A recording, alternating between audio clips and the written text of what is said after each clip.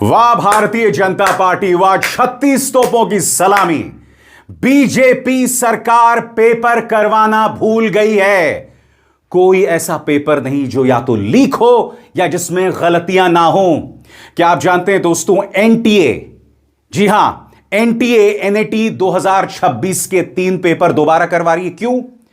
क्योंकि जो पेपर हुआ था 2026 में, उसमें कई गलतियां पाई गई। वर्ण से यानी ग्रामर से जुड़ी हुई गलतियां, स्पेलिंग मिस्टेक्स, तथ्यात्मक यानी फैक्चुअल मिस्टेक्स। राहुल गांधी ने प्रधानमंत्री नरेंद्र मोदी पर सीधा प्रहार किया है और कहा है कि आपसे पेपर करवाने नहीं आ रहे। भारतीय जनता पार्टी का साफ है दोस्तों, आपको और हमें सेंसिटिव और संवेदनशील मुद्दों में उलझा कर रखो, मसलन वंदे मातरम, मगर जो असली मुद्दा है, जिसका सीधा नाता हमारे बच्चों से है, उसकी चर्चा तक न करो। इस बीच झारखंड में जो जेपीएससी आंदोलन चल रहा है, जेपीएससी की परीक्षाओं के खिलाफ, वहां पर राहुल गांधी, हेमंत सोरेन और तेजस्वी यादव के पुतले जलाए गए। हम उसकी भी चर्चा करेंगे। मगर मेरा सवाल भारतीय जनता पार्टी के इस वाहियात सांसद निशिकांत दुबे से, क्यों निशिकांत वाह, तुमने कहा था ना कि तुम आमरण अनशन करोगे, क्या हुआ? फिलावर हो गया? डर गए? छात्रों को भड़काना, उन्हें धमकाना, बस तुम्हें यही आता है और उसके अलावा कुछ नहीं। सीधा सा सवाल, आज भी इस मंच पर झारखंड में हमारे जो छात्र हैं, हमारे जो बच्चे हैं, उनके लिए मैं अपनी आवाज बुलंद कर रहा हूं और आगे भी करता रहूंगा। मगर सीधा सवाल, भारतीय जनता पार्टी का यह दोगला सांसद निशिकांत दुबे आखिर क्यों खामोश है? इसने कहा था ना आमरण अनशन करेगा, क्यों यह बंदा बच के निकल रहा है? मगर सबसे पहले दोस्तों मैं बात करना चाहूंगा किस तरह से एनटीए ने दोबारा एक बड़ी परीक्षा के 3 पेपर दोबारा से करवाने का फैसला किया है। राहुल गांधी इस पर हमलावर हैं। सबसे पहले खबर on your screens. UGC NET June 2026 की परीक्षा के करीब 2 महीने बाद एनटीए ने खुद माना कि इंग्लिश, कॉमर्स और सोशियोलॉजी के क्वेश्चन पेपर्स में कई तरह की गलतियां हैं। प्रश्न पत्रों में फैक्चुअल, टाइपोग्राफिकल और ट्रांसलेशन एरर्स पाए गए हैं। बड़े स्कॉलर्स के नाम गलत लिखे गए, किताबों के टाइटल्स गलत थे, सवालों की भाषा में खामियां थी। इसके अलावा ग्रामर, जेंडर, नंबर अग्रीमेंट और पंक्चुएशन से जुड़ी गलतियां भी थी। कई जगह एस्टैब्लिश कॉन्सेप्ट्स के लिए ऐसे नॉन स्टैंडर्ड टर्म्स इस्तेमाल किए गए जो आमतौर पर इस्तेमाल ही नहीं होते। मामला सिर्फ गलतियों तक सीमित नहीं था। एनटीए की अपनी कमेटी ने यह भी पाया कि बड़ी संख्या में ऐसे सवाल दोबारा पूछे गए जो पिछली परीक्षाओं में पहले ही आ चुके थे। और अब क्या हो रहा है दोस्तों? दोबारा परीक्षा करवाई जा रही है। गौर कीजिएगा, ये तारीखें आपके स्क्रीन पर। इंग्लिश 9 सितंबर 2026 शिफ्ट 1, कॉमर्स 9 सितंबर 2026 शिफ्ट 2, सोशियोलॉजी 10 सितंबर 2026 शिफ्ट 1।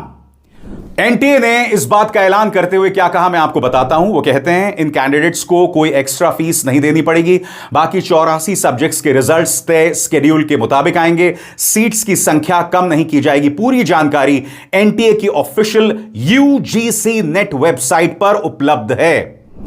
जाहिर सी बात है दोस्तों, राहुल गांधी ने करारा प्रहार किया और राहुल गांधी का बयान आपके स्क्रीन पर। बकौल राहुल गांधी, प्रधानमंत्री नरेंद्र मोदी परीक्षा कराना भूल गए हैं।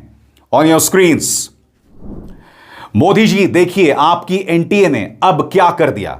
22 से 30 जून के बीच सोशियोलॉजी, इंग्लिश और कॉमर्स के यूजीसी नेट एग्जाम हुए थे। करीब 2 महीने बाद एनटीए ने इन तीनों एग्जाम्स को कैंसिल कर दिया क्योंकि पेपर्स में गड़बड़ी थी और पुराने क्वेश्चंस दोबारा पूछे गए थे। हजारों कैंडिडेट्स ने सालों तैयारी की थी, फॉर्म्स भरे, फीस दी, दूर दूर एग्जाम सेंटर्स तक गए। अब सितंबर में उन्हें फिर से यही सब करना पड़ेगा। गलती एनटीए की है, लेकिन सजा स्टूडेंट्स भुगत रहे हैं। मैंने कोटा में कहा था, देहरादून में कहा, प्रयागराज में कहा और आगे भी कहता रहूंगा, यह अब एजुकेशन सिस्टम नहीं रह गया है। यह स्टूडेंट्स को निचोड़ने की मशीन बन चुका है। यह आपका पैसा लेता है, आपके साल खा जाता है, आपकी मेंटल हेल्थ और कॉन्फिडेंस बर्बाद कर देता है और बदले में कुछ नहीं देता। यह एक जॉब तक नहीं देता। एनटीए अभी भी असली सवाल का जवाब नहीं दे रहा। क्या ये पेपर्स एग्जाम से पहले लीक हुए थे? मोदी सरकार के बाकी डिपार्टमेंट्स की तरह एनटीए भी कभी अपनी गलती नहीं मानता और बाकी पेपर कंट्रोवर्सीज की तरह, विवादों की तरह, मुझे पूरा यकीन है यहां भी किसी की अकाउंटेबिलिटी तय नहीं होगी। धर्मेंद्र प्रधान का रेजिग्नेशन पहला कदम था, आखिरी नहीं। एनटीए की लीडरशिप की भी अकाउंटेबिलिटी तय होनी चाहिए। सितंबर में दोबारा एग्जाम देने जा रहे हर स्टूडेंट से मैं कहना चाहता हूं, प्रॉब्लम आप नहीं है। पीएम मोदी ने ऐसा सिस्टम बनाया है जो ठीक से एक एग्जाम तक नहीं करा सकता और फिर दोष स्टूडेंट्स पर डाल देता है। आपकी जिंदगी के कीमती साल छीने जा रहे हैं और हम तब तक नहीं रुकेंगे जब तक पीएम मोदी को इसका जवाब नहीं देना पड़ता। यहां जवाबदेही किसकी है दोस्तों? धर्मेंद्र प्रधान चले गए मगर अब भी वो जेनजी के बारे में अनाप शनाप बातें कर रहे हैं। भारतीय जनता पार्टी अब भी उनका सम्मान कर रही है बड़ी बड़ी रैलियों में। तो यह सब हो रहा है दोस्तों। देश के गृह मंत्री अमित शाह, जिनकी पुलिस ने छात्रों के साथ बर्बरता की थी, उनकी कोई जवाबदेही नहीं है, वो वंदे मातरम की बात कर रहे हैं। प्रहलाद जोशी, जिन्हें नया शिक्षा मंत्री बनाया है, वो तो और भी कमाल है। बिल्किस बानो के जब बलात्कारी और हत्यारे रिहा हुए थे तब इस शख्स ने उसका स्वागत किया था। यह है भारतीय जनता पार्टी का टैलेंट पूल।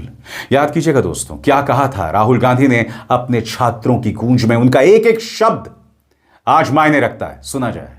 युवा plus data is equal to 21st century economy. मगर भाई और बहनों, डेटा आपका, यूथ पोटेंशियल आपका, मगर सिस्टम ने आपको चक्रव्यूह में फंसा रखा है। आप एजुकेशन लेते हो, लाखों करोड़ रुपए आपके परिवारों से लिया जाता है, फिर आपको एक सर्टिफिकेट दिया जाता है, मगर इस सर्टिफिकेट का कोई मतलब नहीं है आज हिंदुस्तान में, क्योंकि ये सर्टिफिकेट आपको रोजगार नहीं दे सकता है। 1000 युवाओं में से सिर्फ 12 युवाओं को परमानेंट नौकरी मिलती है। आपका डेटा छीन लिया जाता है, बड़ी बड़ी कंपनीज को आपका डेटा दिया जाता है और आपको फंसाया जाता है। आपको कहा जाता है जितनी भी आपको रील्स देखनी है, जितने आपको व्हाट्सएप मैसेजेस भेजने हैं, जितना आप इंस्टाग्राम पे रील्स बनाना चाहते हो आप बनाओ। भाई और बहनों, ये 21वीं सदी का नशा है। और फिर आपसे कहा जाता है कि ब्लिंकिट में काम करो, ऊबर में काम करो, मजदूरी करो, 21वीं सदी का नशा लो, तुम्हें नौकरी नहीं मिल सकती, रोजगार नहीं मिल सकता इस हिंदुस्तान में।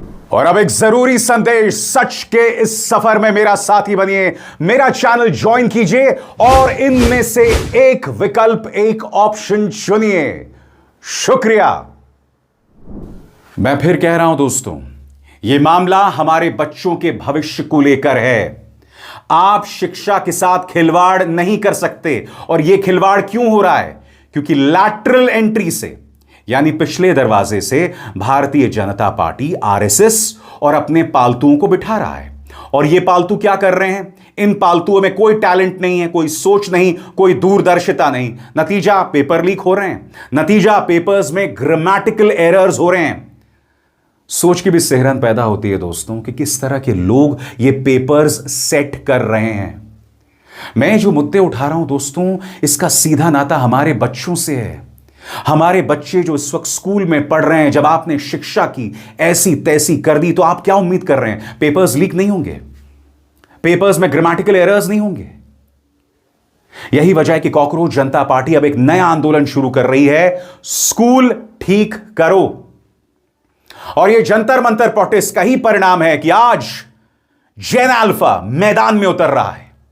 कभी वो मैदान में उतर रहा है खराब सड़कों को लेकर, कभी वो मैदान में उतर रहा है जहां स्कूलों में पीने का पानी तक नहीं है, शिक्षक तक नहीं है। वो गड्ढों के खिलाफ प्रदर्शन कर रहा है। इस जेन अल्फा को तुम गाली देते हो? अरे वो जीवित रहने को लेकर, जिंदा रहने को लेकर आंदोलन कर रहे हैं। क्या उन्हें डिसेंट एजुकेशन भी ना मिले? यह सवाल है, यही बात राहुल गांधी उठा रहे हैं। बहरहाल, मैंने आपको बताया इस मंच पर, मैं अब तक जेपीएससी और जेएसएससी को लेकर जो आंदोलन चल रहा है उसे नहीं भूला हूं। और मैं आपको दिखाना चाहता हूं कल देर रात किस तरह से छात्रों ने राहुल गांधी, हेमंत सोरेन और तेजस्वी यादव का पुतला जलाया। सुना जाए।